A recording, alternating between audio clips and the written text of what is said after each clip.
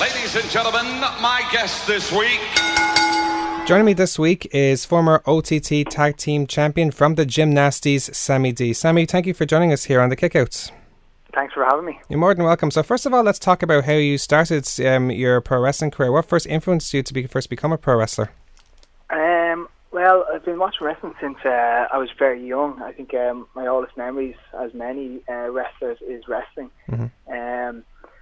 I don't know, the oldest memory I have is watching SmackDown. I used to get up on a Saturday morning and watch Double Dukes of Hazzard, Double A Team, and then SmackDown on Saturday mornings when I was very young. So I was just always amazed by it, you know? Yeah, absolutely. And it kind of never left me. I mean, growing up, I think a lot of my friends growing up watched wrestling, and at 12, 13, young lads started playing football and growing out of it, and I just never grew out of it. It's pretty cool, man. So you've trained out of obviously the famous Fight Factory gym in Bray. What have your experiences been like training there, especially at the start of your career? Well, when I first started there, I was very young. When I first ever went to the gym out there, I was probably 12 or 13. Only 12 and 13. And it was a huge shock. I think growing up watching wrestling, I always thought I understood wrestling, and I thought there was kind of a magic trick of how you do it, and there was really, when I got there, it was kind of a shock that it is what it is. It's not easy, and it's a rough out game, and it hurts. That was the biggest thing for me. I always thought, there must be some sort of way that they do it without them getting hurt, and it does hurt. Yeah, like there's no way avoiding the bumps, if you like. No, at the start. No. Especially at 12, 13, and I remember Sunday training for 4 or 5 hours, and we were out in the mats, and it was very, very intense training. I used to wake up on a Monday morning going to school at 9 o'clock.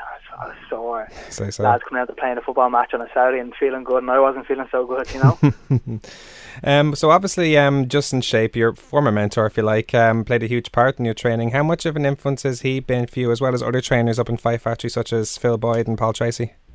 Well, I mean, I was very, very lucky when I first started out there. I mean, the tie with Japan was huge still there when I first started, especially when I was coming into a good stage. I understood a little bit better when I was 15, 16. The training out there was crazy. I mean, they had ties with 0-1 in Japan. So Paul was around, Phil was around, Jordan Devlin, Sean Max Brennan. There was Danny Butler, Justin Shape. Fergal, Finn Balor was back and forth a lot, and I mean the intensity of training out there was crazy. I mean, and everyone there was hungry, very hungry, and I think that's where when I was 15 I knew there was a huge standard to be kept coming out of that gym, and there still is. I mean, it's still a great gym and still great stuff coming out of it. But there at that stage, Phil is a huge part of my career at the start, especially basics and fundamentals. And he still is out there all the time, and he's a lot of people in this country have filled the tank. I mean, Justin Shape is Peter's a huge player in the charisma side of people's wrestling. I mean, he's a very, very charismatic guy. Paul is one of the best coaches. I mean, worldwide, Europe-wide. I mean, he's second to none. The stuff he knows and the stuff he can incorporate in training and wrestling. So it seems like you got a bit of everything when you're being trained there, like with Phil and with Justy and with Paul as well. So that's pretty cool. I was extremely lucky. I mean, there was a huge amount of guys that came before me that were around at the time, and I got to learn off. That's pretty cool, man. So how would you describe the Sammy D character, both before OTT started and now as part of the Gymnasties? I mean, beforehand I was kind of a cheeky teenager, kind of the underdog, but kind of still cheeky enough to try my hand, and I was a bit of a messer and that kind of thing. When I still had no idea what I was. I was kind of just in there. And now in OTT as part of the Gymnasties, I think I found a little bit of a niche. me, Barry, and when Justy was there, we had great chemistry. Had great chemistry with Justy. I mean, I feel very, very comfortable where I am now. I mean, I know comfort isn't always a good thing, but I feel I found a good run of matches, a good run of fun. And I mean, when I was 18, 19, I was wrestling. The nerves were a lot more than they are now. I think I'm in a lot more comfortable zone at the moment. So it all comes with experience, if you like compared to 2 years ago. Yeah. Well, obviously, as you mentioned, you're now tag team partners with Be Cool as part of the Gymnasties, and you guys were opponents a lot, especially during the Five Factory days, I heard. So how would you describe the chemistry between the two of you both as tag team partners and opponents? Me and Barry, Barry and me kind of started together. I think Barry started a little bit before me, but we were two of the youngest guys, and a lot of guys, a lot of guys came and went, while we were there, our age. I mean, a lot of guys were there before me and with me and just didn't stick with it, or found other things to do, or they wanted to do other things. I mean, me and Barry were always there, and I mean, when shows came up, me and Barry were given the opportunity together to wrestle, and me and Barry have wrestled numerous, countless amounts of times together, and I mean, it's a great chemistry together, wrestling together and wrestling against each other. And I mean, I miss wrestling, Barry, because we do have some great matches together. We've had great matches together. I know we can have some great matches together if it came that way. It's pretty cool, man. So of course now you're teaming up together and wrestling the majority of your matches at the moment as part of Over the Top Wrestling in Dublin as of late. What have your experiences been like wrestling for the promotion, especially lately? I mean, it's huge. I think it's bigger than anyone could have imagined in this short spell we've been around. Joke Bray is all to be thanked for Irish wrestling. I mean, he's made something that is just we never thought could have happened in Ireland, and it's still growing. But I mean, tomorrow night we're in the National Stadium, and it's something that I don't think any of us would have comprehended 2 years ago when we started out. It's unbelievable. To the point of wrestling before in Ireland, you could go to a town and do a show, and it was you go out and you have to get your character over, you have to be hated or liked, and then do your match, and then forgotten about again to the next town, and it's to start over again. But now we have a following, we have a crowd there, a die-hard crowd. I mean, 2,000 people tomorrow night. It's sold out. It's crazy. They all know who we are. We go out there. They follow our stories. They're passionate. It's just a crazy. They chant squats all the time. They chant squats all the time. Half their following have the t-shirts as well. It's pretty cool. It's crazy. I mean, it's unbelievable to think that in Ireland, such a small country, that we could be up there on par with the English companies and worldwide, and we've been noticed worldwide. It's unbelievable. And to be honest, it's all down to jokes. But I mean, to take a chance alone, just to take the chance that it could have failed, and it really has been a success. And it's not now that we could be happy with the Tivoli once a month, or what Joe wants to grow and grow and grow, and all the OTT roster want to grow, and we all want to. I mean, the people. There's wrestlers that Martina, Kings of the North, just to name a few, that have just Martina's blown up in the UK. And beforehand, if she never had the OTT stage to stand on, she would probably never would have got there. And it's brilliant for all of us. We're all on a different level, and we've brought ourselves up to that level, and it's a different standard now. Absolutely. And again, it speaks broad of how big wrestling has gotten, especially in Ireland. So in general, you look at not just OTT, but all around Ireland, you see all the other promotions around the country as well. How would you describe the states of pro wrestling right now, in Ireland in particular? It's probably healthier than ever. I mean, it's not taboo anymore to like wrestling. I think we all know what it is. It's sports entertainment, wrestling, whatever you want to do. But it's not weird now to say to your friends, "Oh, what are you doing Friday night? Are you going for a pint?" And they go, "No, I'm going to a wrestling show," and that's not weird anymore. It's huge. And then the companies all around Ireland are booming too. And it's great to see. I mean, it's great for all wrestlers to have a place to work, and it's great for young guys coming through to know that they can get on shows and they have a stage that they can show their craft, you know. Absolutely. Now, you mentioned we talked about Be Cool being one of your you guys having the great chemistry you had in the ring, both as opponents and as tag team partners. But what other wrestlers are your favourite to be in the ring with, and why? That's a good question. I mean, guys that I know for a long time that wrestling is comfort, you know. It's easy to do, but I mean, you look at the OTT shows,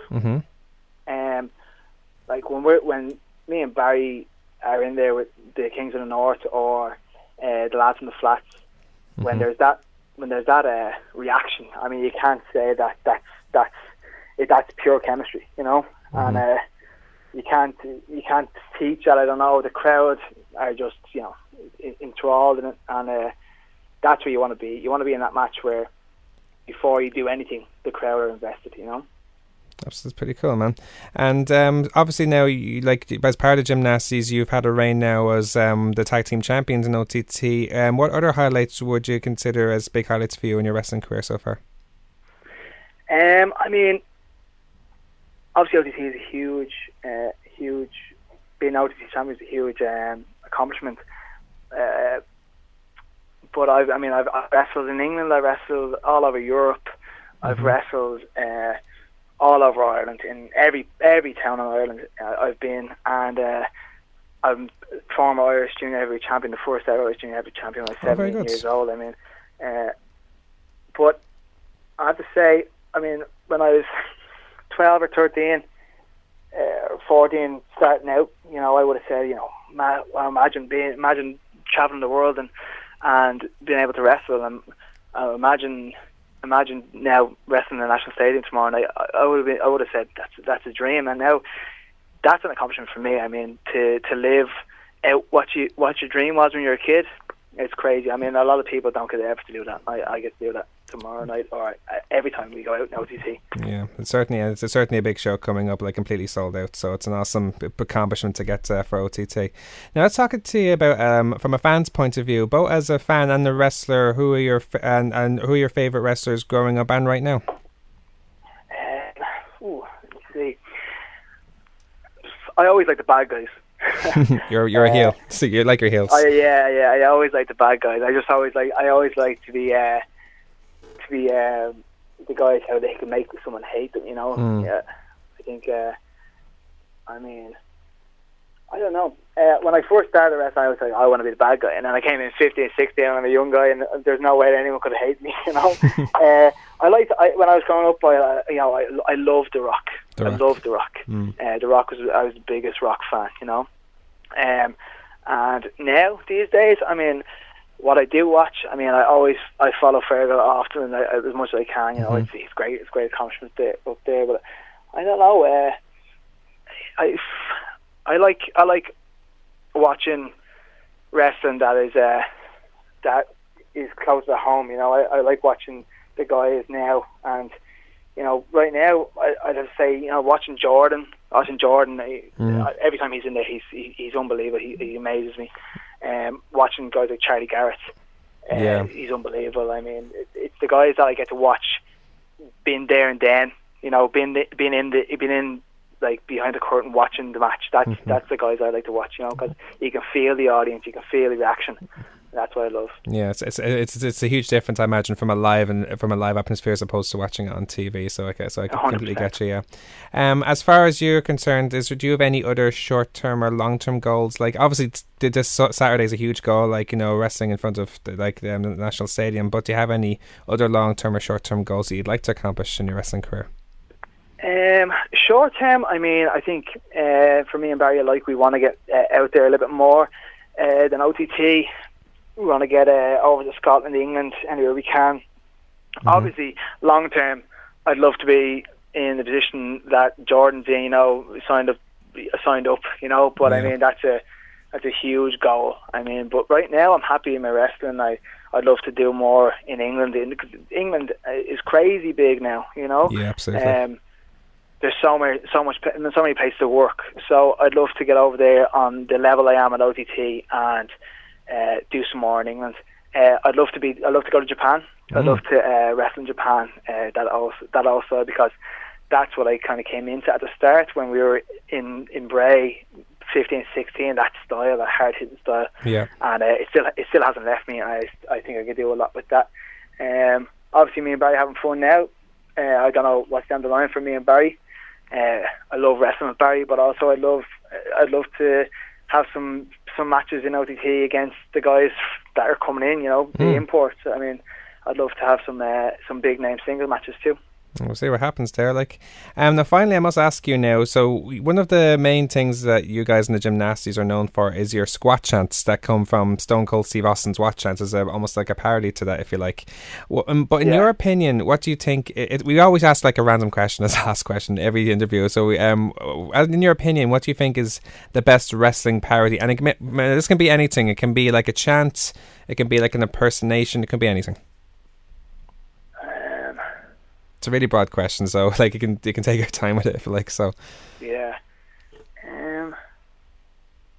I really loved Black Machismo, Jay Lethal. Oh, very good. Yeah, that's a good call. Yeah, actually. I really loved that. And then when he did Ric Flair, back in the teenage days, yeah. And then you look more recent. If you look at I love listening to podcasts, wrestling podcasts. I mean. If you listen to Talking Shop, I mean Gallows and Anderson, they did a lot. They did every person under the sun, the Bullet Club. They did Stone Cold, Fink, everything. But I love